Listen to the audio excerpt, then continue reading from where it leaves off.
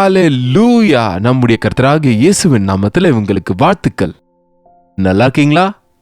எழுந்துட்டீங்களா? Good morning. வாங்க ஒரு சிறிய வசனத்தை தியானிப்பதற்கு அனுதின தியானத்துல ஒவ்வொரு நாளும் உங்களிடத்தில் வருகிற ஒரு சிறிய ஜெபம் செய்வோம். பரிசுத்தரே, இன்னொரு முறை உம்முடைய வார்த்தைக்காக ஐயா, காலமே எழுந்திருக்கிறோம், எங்களோடு பேசுங்க.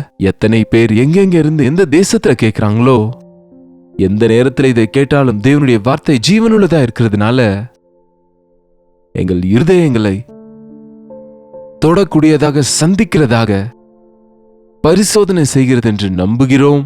எங்களுக்கு ஆசீர்வாதமாக்க முடிய செய்தியை கொடுக்கும்படிக்கு கிறிஸ்துவின் நாமத்தில் ஜெபிக்கிறோம் நல்ல பிதாவே. ஆமென். ஆமென் சொன்னீங்களா? பைபிள் இருக்கா? தினமும் நீங்க கேட்கும்போது, தேவ வசனத்தை படிக்கும்போது ஆவிக்குரிய நன்மைகளை நாம பெற்றுக்கொள்கிறோம், ஆசீர்வதிக்கப்படுகிறோம்.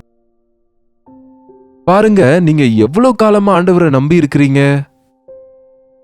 எனக்கு தெரிந்து இப்போதே லாக்டவுன் முடிந்த பிறகு கிட்டத்தட்ட இப்போ ஒரு 2 வருஷமாக அனுதின தியானத்தை கொடுத்து கொண்டிருக்கிறோம். இதை அநேகர் ஒவ்வொரு நாளும் நாங்க தவறாம பார்க்கிறோம், ஆசீர்வதிக்கப்படுகிறோம்னு தெரியப்படுத்துறீங்க.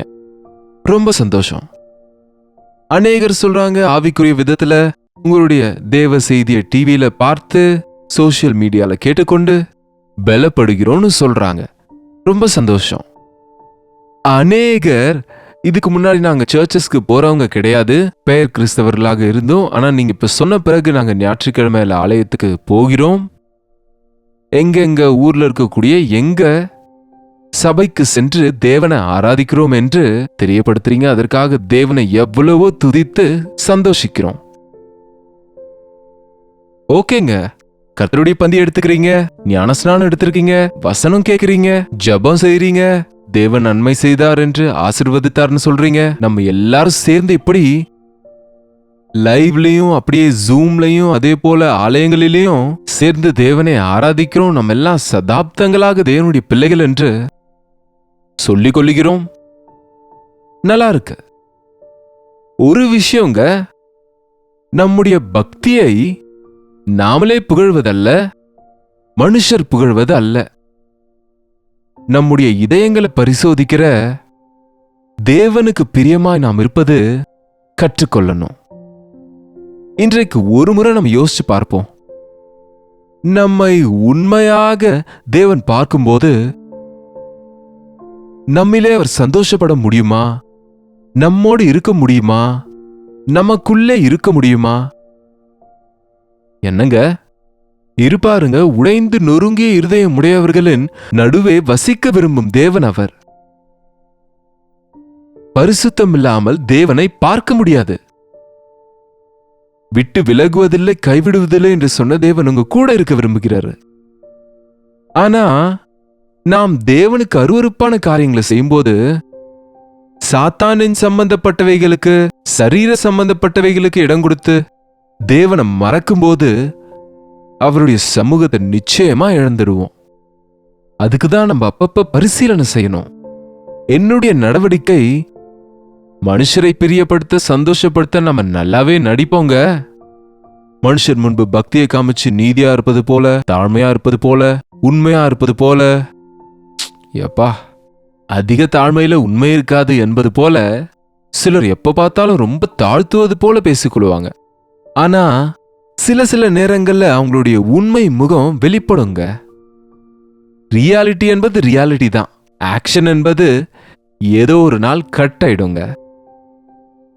உண்மையா நம்ம தேவனை பின்பற்றணும்னு, யதார்த்தமா தேவனை பின்தொடரணும்னு மனுஷர் என்ன நினைச்சாலும் தேவனை துக்கப்படுத்தாம அவருக்கு பிரியமா நடக்கணும்ன்ற ஆசை நாம கொண்டு இருக்கணும். இன்றைக்கு முக்கியமா நான் உங்களுக்கு சொல்லுவதும் நான் செய்ய முயற்சிக்கிறதும் அதுதான். என்னை யார் என்ன நினைத்தாலும் பரவாயில்ல, எது எப்படி ஆனாலும் பரவாயில்ல, ஆனா என் ஆண்டவர் மட்டும் என்னை அருவருக்கிற நிலைக்கு நான் இறங்கி போக கூடாது. என்னை கைவிடுகிற நிலைக்கு நான் இருக்கக்கூடாது. அதுக்குதான் ஆண்டவரே, உம்முடைய சமூகத்தை எனக்கு கொடுங்க, நான் பேசும் வார்த்தைகள் உமக்கு இஷ்டமானதா? நான் போகிற இடம் உமக்கு இஷ்டமானதா? நான் செய்கிற காரியங்கள் உமக்கு இஷ்டமானதா? என் தீர்மானங்கள் உமக்கு அங்கீகாரமானதா? என்னுடைய முயற்சிகள், என்னுடைய திட்டங்கள் உங்களை சந்தோஷப்படுத்துகிறவைகள் தானா என்று ஒவ்வொரு நாளும் எல்லா விஷயத்திலையும் நாம சோதித்து பார்க்கணும். மனுஷருக்கு முன்பாக நல்லதாக தோன்றுகிறது, மனுஷருக்கு இஷ்டமானது அல்லது உலகத்துல பெருமையானவைகள், நமக்கு நல்லதாக தோணுகிற எல்லாமே தேவனுக்கு பிரியமா இருக்காதுங்க. ஏன்னா நம்முடைய இருதயத்தை விரும்புகிற ஆண்டவர் நம்மில் உண்மையை விரும்புகிறாரு. நம்முடைய பக்தி, நம்ம எவ்வளவு தான தர்மம் பண்றோம்னோ, நம்ம எவ்வளவு ஏழைகளின் ஊழியம் செய்யறோம்னோ, எத்தனை பிரசங்கம் செய்யறோம், சாட்சிகள் சொல்றோன்றதோ, எவ்வளவாய் தேவனுடைய ஆலயத்துக்கு காணிக்கைகளை கொடுத்தோன்னோ, அல்லது தேவனுக்காக எவ்வளவு வேலை செய்றீங்க என்பது முக்கியமே இல்லை. உன்னுடைய இருதயம் தேவனோடு சரியா இருக்கா என்பதுதான் முக்கியம். உன்னுடைய இருதயம் தேவனோடு சரியா இல்லாததுனால இந்த காரியத்துல உனக்கு பங்கு இல்லை என்று பேதுரு அந்த மாய வித்தைக்காரன்ட்ட சொன்னார்ல. இருதயம் சரியில்லாம நம்ம ஆசரிக்கிற பக்தியெல்லாம் தேவனுக்கு அருவருப்பா இருக்குங்க. அதுக்குதான் நம் ஆத்மாவை பரிசீலனை செய்வது, ஆவிக்குரிய வாழ்க்கையில நாளுக்கு நாள் தேர்ச்சி அடைவது, தேவனுக்கு நெருக்கமா இருப்பதை கற்றுக்கொள்ளணும். இது எப்படி நடக்கும்னு சொன்னா, அவருடைய வார்த்தையை தியானிக்கும் போது நம் வாழ்க்கையில இருக்கிற அசுத்தங்கள், தவறுகள், பலவீனங்கள் அது வெளிப்படுங்க. அவைகளை நாம அறிக்கையிடும் போது கிறிஸ்துவின் ரத்தம் ஆயத்தமா இருக்குல்ல கழுவ. அதற்கு தான் தினமும் வசனமும் மன வருந்துதலும் ஜபம் இப்படி புதிதாக்கப்பட்டு போகும்போதுதான் நம்ம ஆவிக்குரிய வாழ்க்கையில பூரணப்படுவோம், நம்ம ஆண்டவரை சந்தோஷப்படுத்துறவங்களா இருப்போம். கொரிந்தியருக்கு எழுதின 1 நிருபம் 10 அதிகாரத்துல பவுல் இப்படியாக எழுதுகிறாரு. இப்படி இருக்க சகோதரரே, நீங்கள் எவைகளை அறிய வேண்டும் என்று இருக்கிறேன் என்றால், நம்முடைய பிதாக்கள் எல்லாரும் மேகத்துக்கு கீழிருந்தார்கள். எல்லோரும் மூசைக்குள்ளாக மேகத்தினாலும் சமுத்திரத்தினாலும் ஞானஸ்நானம் பண்ணப்பட்டார்கள். எல்லாரும் ஒரே ஞான போஜனத்தை புசித்தார்கள். எல்லாரும் ஒரே ஞானபானத்தை குடித்தார்கள். அவர்களோட கூட சென்ற ஞான கண்மலையின் தண்ணீரை குடித்தார்கள். அந்த கண்மலை கிறிஸ்துவே. அந்த கண்மலை கிறிஸ்துவே. இன்றைக்கு எல்லாரும் சோசியல் மீடியால வசனம் கேட்கிறோம், எல்லாரும் ஆலயத்துக்கு போகிறோம், எல்லாரும் கிறிஸ்தவர்கள்னு சொல்லிக் கொள்கிறோம், எல்லாரும் வேதத்தை வாசிக்கிறோம், அதே அருமையான பாடல்களை எல்லாரும் பாடுறோம், எல்லாரும் ஞான ஸ்நானம் எடுக்கிறோம், எல்லாரும் அதே அப்பம் திராட்சை ரசத்துல பங்கு பெறுகிறோம் ஆலயத்துல என்று நினைக்கிறோம். ஆனா ஆண்டவர் நம் எல்லாரிலும் சந்தோஷப்படுகிறாரா? அந்த கண்மலை கிறிஸ்துவையே நம்ம ஆராதிக்கிறோம், அவரையே நம்பி இருக்கிறோம்னு சொல்றோம், கிறிஸ்துக்காக ஏதோ செய்யறோம்னு சொல்றோம். 5ஆம் வசனத்துல, கொரிந்தியருக்கு எழுதின 1 நிருபம் 10 அதிகாரம் 5ஆம் வசனத்துல, அப்படி இருந்தும் அவர்களில் அதிகமான பேர்களிடத்தில் தேவன் பிரியமா இருந்ததில்லை, தேவனுக்கு பிரியமுள்ளவர்களா இல்லாமல் போனார்கள். நான் தேவனுக்கு பிரியமானவனா? தேவனை பிரியப்படுத்தும் விதத்தில் அவருக்கு இஷ்டமாக நான் வாழ்கிறேனா? நம்ம எவ்வளவு பக்தி சடங்கு ஆச்சாரங்களை செய்தாலும் நாம தேவனை சந்தோஷப்படுத்துறோமா இல்லையா என்பது ரொம்ப முக்கியமானதுங்க.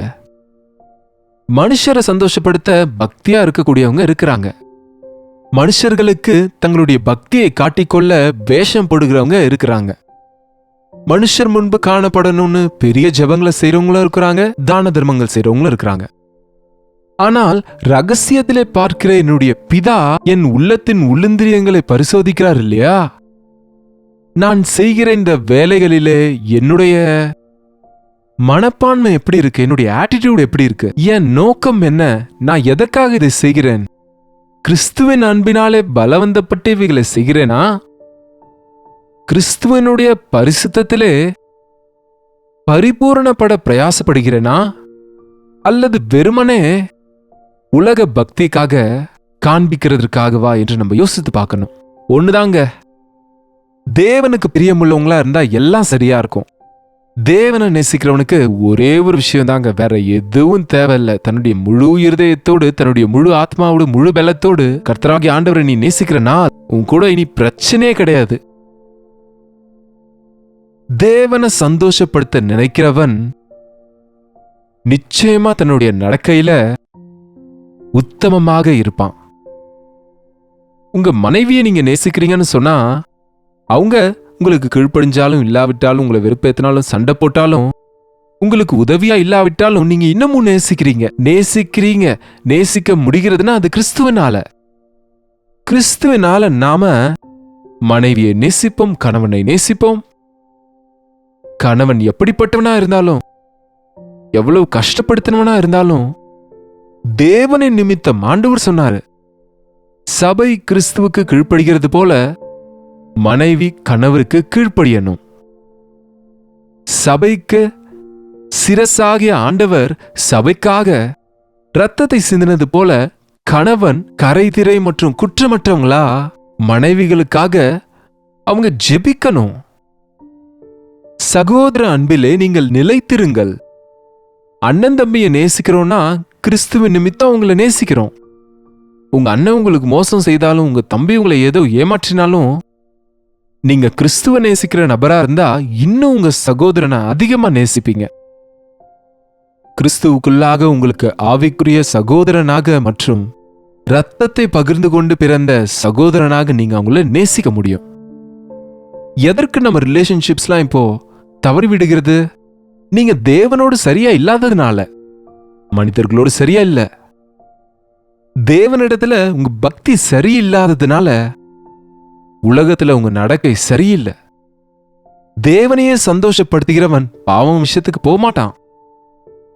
தேவன் நீதியை நேசிக்கிறவர், அநீதியை வெறுக்கிறவரா இருக்கிறாரு. தேவனுக்கு அருவருப்பானது உங்களுக்கு அருவருப்பாகணுங்க. தேவனை நேசிக்கிறதுனா என்னங்க? அவர் அருவருக்கிறத நாம அருவருக்க முடியணும்.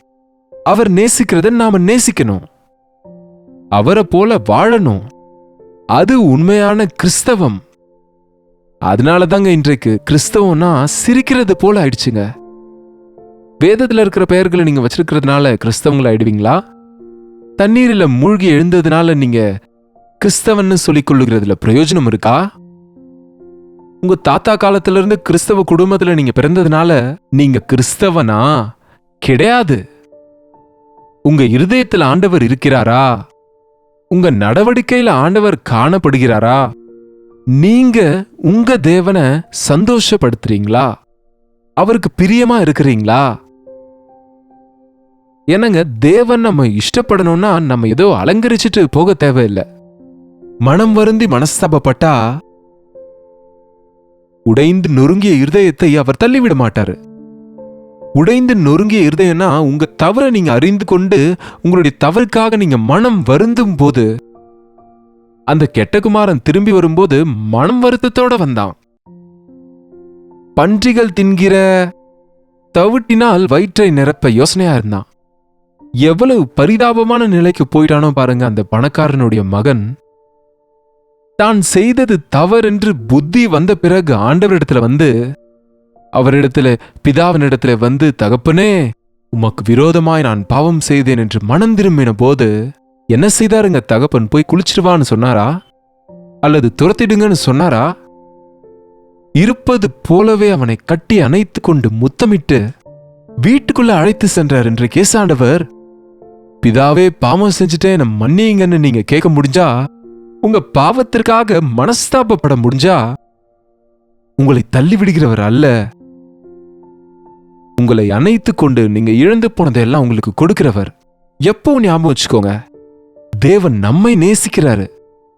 ஆனால் நம் பாவத்தை மட்டும் அவர் சகிக்க மாட்டார். பாவம் உங்களில் இருக்கும் வரைக்கும் அவருடைய அன்பை நீங்க அனுபவிக்க முடியாது. அதற்கு தான் பாவத்தை அறிக்கையிட சொல்றாரு. நம்முடைய பாவங்களை நாம் அறிக்கையிட்டால் பாவங்களை நமக்கு மன்னித்து எல்லா அநியாயத்தையும் நீக்கி நம்மை சுத்திகரிப்பதற்கு அவர் உண்மை நீதியுள்ளவராயிருக்கிறார். எந்த நாளுக்கு அந்த நாள் தேவனுக்கு பிரியமாக இருக்கணும். தேவனை துக்கப்படுத்துகிற வேலை ஏதாவது செய்தனா, தேவனை கஷ்டப்படுத்துற வார்த்தை ஏதாவது பேசினா என்று அப்பப்போவே யோசித்து பார்த்து நாம மனஸ்தாபப்பட்டா என்ன ஆகும் தெரியுமா? மனம் திரும்பும் பாவி நிமித்தம் தூதர்களுக்கு முன்பாக தேவனுக்கு சந்தோஷம் உண்டாகுமா? தூதர் முன்பு யார் இருக்கிறாங்க? சிங்காசனத்துல வீற்றிருக்கிற ஆண்டவர் இருக்கிறார். நான் சிந்தின ரத்தம் வீணாகவில்லை. என்னுடைய பிள்ளை தன்னுடைய தவறை உணர்ந்து மனம் வருந்துகிறான் என்று அவர் நம் நிமித்தம் சந்தோஷப்படுவாரு.